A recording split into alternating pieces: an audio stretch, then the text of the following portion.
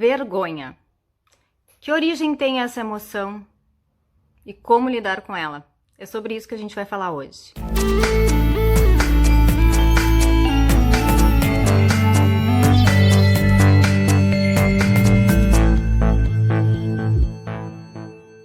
Então vamos falar dessa emoção, a tal da vergonha. Tenho vergonha de trazer esse assunto aqui para falar com vocês? Claro que não. Já tive muita vergonha. Para aqueles que não me conhecem, meu nome é Caroline, eu sou psicoterapeuta holística, taróloga e numeróloga e criadora do Método Holística. Antes de iniciar com o nosso assunto, vou pedir para tu curtir esse vídeo, compartilhar com os amigos, se inscrever no canal se ainda não for inscrito e ativar o sininho das notificações, beleza? Então vamos lá. Então assim, o que a vergonha faz, né, com a gente? Ela nos trava, nos bloqueia, nos impede de colocar o nosso eu para fora, né? Nos castra o nosso jeito de falar, de nos expressar, de agir. Então, a gente fica com receio mesmo de colocar o nosso eu para fora. E aonde se origina isso? Na infância. Sim, junto com os medos, com as crenças, a maioria dessas porcarias estão tudo lá na nossa infância. Ou seja, a autoestima cagada de hoje tem origem lá na infância, chupa essa manga. E é assim, desde que o mundo é mundo, não vou me aprofundar nisso hoje. Porque, gente, uma criança ali, 2, 3, 4 aninhos, aquele pequeno demônio está formando a sua personalidade. Então ela vem de fábrica sem filtro no que diz respeito a sentimentos, né, a emoções, né? A criança quando tá com fome, bebê quando tá com fome chora, tá cagado, chora, né? Então, e vai crescendo ali, se expressando livremente, né? Então, assim, se eu perguntar para uma criança, ali os seus 3, 4 aninhos, tu gosta de tia Carol? Se ela não for com a minha cara, ela vai olhar pra minha cara e vai dizer, não. E eu que aceito que dói menos, né? Só que o que acontece? Aí se o pai ou a mãe tá perto, já vem, não, fulano, não fala assim, o que a tia vai pensar, né? E aí já começa negócio da porcaria. Tem duas coisas bem importantes pra gente pensar aqui. A criança vem os pais, né? Ela enxerga os pais como deuses, como os heróis, como as pessoas que estão lá em cima, lá no topo, né? Estão acima dela, né? Porque é para os pais que ela recorre quando tá com fome, quando precisa de alguma coisa, são os pais que vão ensinando, vão educando, né? Então, a primeira coisa, né, que a criança quer fazer e faz de qualquer maneira é agradar esses pais, agradar esses deuses, né, que os pais representam para ela, porque ela não quer perder o amor desses pais. Né? Então, a primeira coisa é a vergonha tá relacionada com o medo de perder. Né? Só que esses pais, eles não são perfeitos, né, gente? Como ninguém é perfeito. Então, tudo que essa criancinha lá, esse pequeno demoninho, esse pequeno anjinho, né, aliás, desde que tá na barriga da mãe, né, gente? Mas aí, enfim. Então, essa criança, tudo que ela vê, tudo que ela ouvir, tudo que ela sentir, né, se diretamente para ela ou não, tudo que tiver ali no entorno dela, né, isso vai tudo lá para o inconsciente, né? Algumas coisas, ok, vão ser crenças positivas, vão ser realmente exemplos a serem seguidos, e outros não, outros vão virar crenças limitantes, vão virar medos, vão virar traumas, né? E tá tudo certo, porque ninguém é perfeito, né? Então, mas essa criança vai absorver algumas coisas e vai lidar bem com isso, e outras vai lá, pro inconsciente, e vai virar crença limitante. Aí sempre tem aquele que vai dizer assim, não, mas eu tive uma infância maravilhosa, os meus pais nunca brigavam, e eu tinha um lar onde eu era rodeado de amor e carinho. Não tô dizendo aqui que tu viveu uma infância de merda, não é isso que eu estou dizendo, mas estou dizendo que pais não são perfeitos, e sim, em alguns momentos a gente ouve, a gente presencia algumas coisas, não às vezes nem diretamente dos nossos pais, mas, né, os pais são aqueles que a gente mais convive, então mais provável, né, tanto que a maioria das coisas que as pessoas vêm tratar em terapia, a gente fuça, vai lá e pai e mãe, né, mas tem a tia, tem a avó, né, não tá só ligado aos pais, claro, isso, depois a gente tem religião, tem a escola, tem a sociedade, relacionamentos, e aí vai, gente, tá? Mas então, assim, isto lá na infância, vamos voltar lá pra infância, isto tá lá na merda do seu inconsciente. Então, pode ter acontecido algumas coisas lá com teu 1 aninho, 2 aninhos que tu nem lembra, né? Então, isso tá lá no teu inconsciente, né? E não quer dizer que tu tenha que ter vivido uma infância de bosta pra ter essas crenças. Não, é uma coisinha que entra atravessado na tua mente, tá? Por exemplo, vamos dar um exemplo aqui. Imagina uma criança assim, meio expansiva, espontânea, né? Que dá uma risada mais alta, que tira a meleca do nariz no meio lá do chá na casa da avó, que coloca um saco de lixo e diz que tá fantasiado de Batman. Enfim, imagina essa criança, né? Tá ali livremente expressando a sua criatividade, o seu jeito de ser. Aí vem o pai ou a mãe dessa criança e diz assim: não faz assim, coisa feia, isso é feio, isso não é maneira de menino, de menina se comportar. Gente, veja bem, não significa deixar este pequeno aprendiz de capeta sair no shopping contigo fantasiado de saco de lixo, porque ninguém merece, né? Não significa isso, tá? Não é não dar limites, não é deixar a criança fazer tudo que quer, né? Muito pelo contrário, a criança precisa sim ouvir não, precisa ter limites, né? Senão daqui a pouco ela tá cagando na tua cabeça. Mas é a maneira de falar, tá? Então, né? Então esse pai chega lá já berrando e tal, tem crianças que daqui a pouco vão lidar com isso, vão tirar o saco de lixo da cabeça e tá tudo certo. Tem, mas a maioria trava, retrai e já fica com medo, né, que vai perder o amor, o carinho, a admiração daquele pai, daquela mãe, né? Então, como ele quer agradar aquele Deus dele, né, ele não faz mais. Só que isso, gente, não é assim, isso vai mais longe, porque não é só não vestir mais o saco de lixo, que isso aí é uma benção até, né? Graças a Deus, não fazer mais isso. Isso vai influenciar, talvez, na questão da criatividade da criança, né? Ou da forma como ela se expressa. Gente, eu tinha tanta crença, um negócio de criatividade, de expressão, que tava no meu inconsciente, mas de coisas, gente, coisas da minha infância que eu não lembrava de jeito nenhum. E nem era assim, por 2, 3 aninhos, não, coisas de 5, 6, 7 anos, que, tipo, não lembrava, né? Só quando eu fui fazer o processo terapêutico, fui mexer nas coisas que estavam no inconsciente, é que isso veio como memória, né? Então a vergonha, ela acontece assim quando aquilo que é prazeroso pra ti, aquilo que é teu, aquilo que tá na tua essência, não pode ser mostrado, não pode ser colocado pra fora. E por que não pode ser mostrado? Por conta do julgamento do outro, do olhar do outro. Então a vergonha tá associada à insegurança, ao medo de perder o outro, ao medo do julgamento do outro, de não agradar o outro, de que o outro não te aceite, o outro.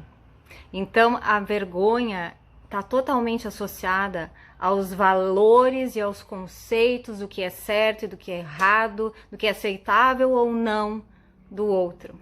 Porque sim, gente, a gente começa com esse processo, né, lá na infância com os pais, né, de fazer as coisas para agradá-los, né, para não desapontar, para não deixar os pais bravos, enfim, mas ao longo da vida a gente vai fazendo isso, a gente vai levando isso para outras relações, né? Então a gente faz isso com os coleguinhas da escola, né? Quando às vezes a gente deixa de de ser quem é, né? Por exemplo, todo mundo gosta de tal música, e aí tu não gosta, mas tu diz que gosta porque se tu disser que tu gosta de outra coisa, de repente teus colegas vão te zoar.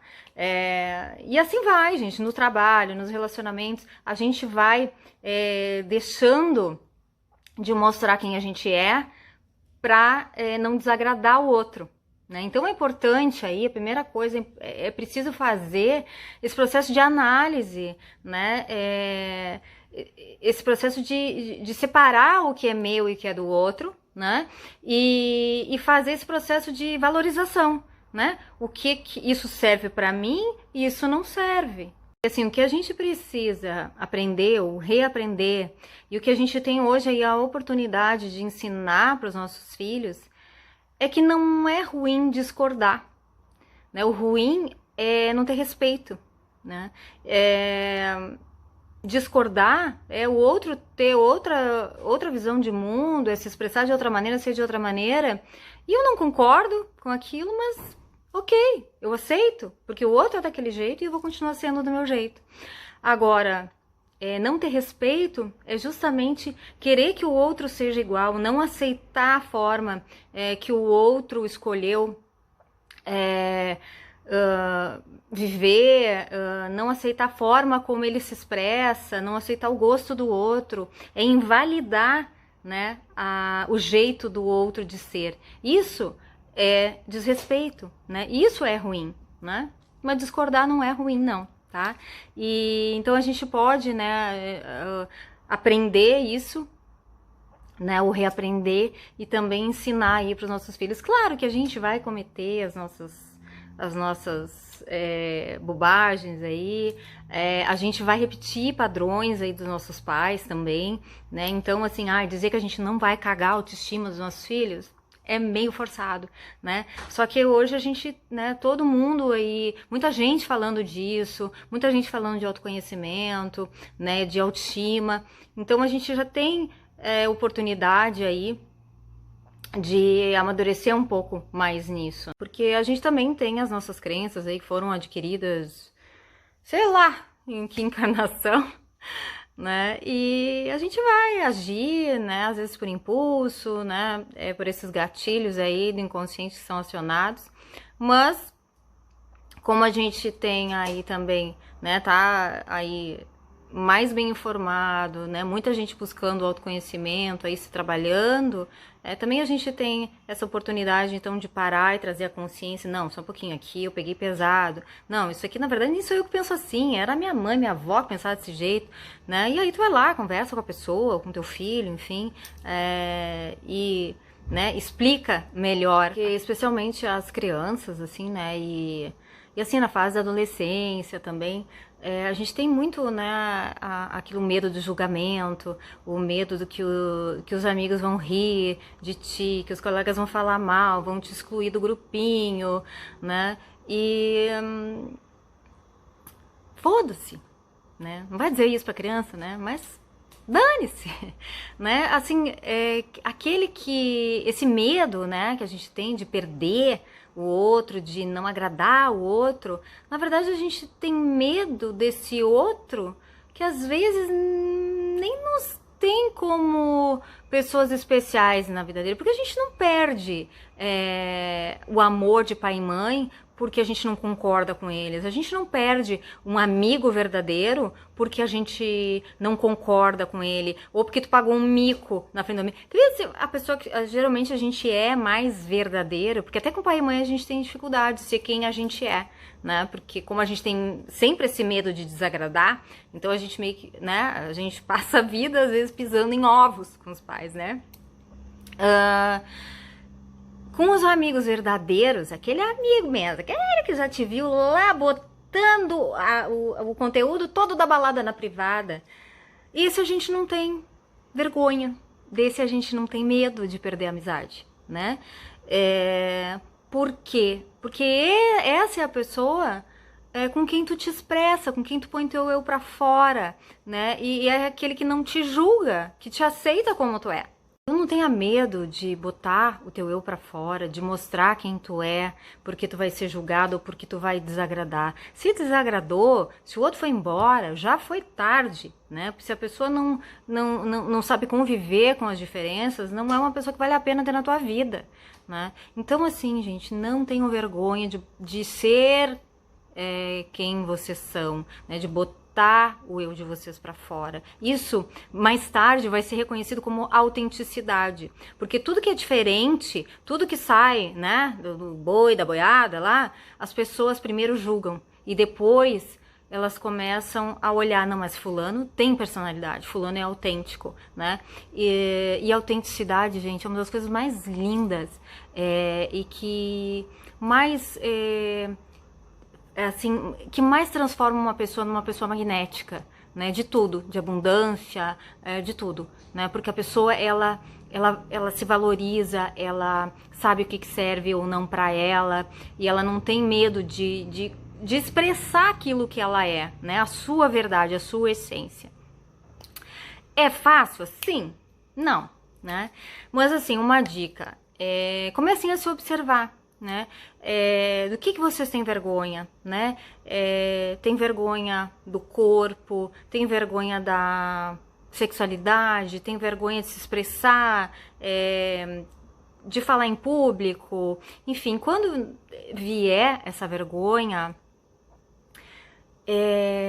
se observem, observem-se, é aquela vergonha que absurda, assim, né, que trava, né, que não consegue agir, não consegue falar, se vem ansiedade, se é nervosismo, se é culpa, se é medo, né, comecem a observar vocês quando vocês estiverem numa situação, né, que tiver vergonha, e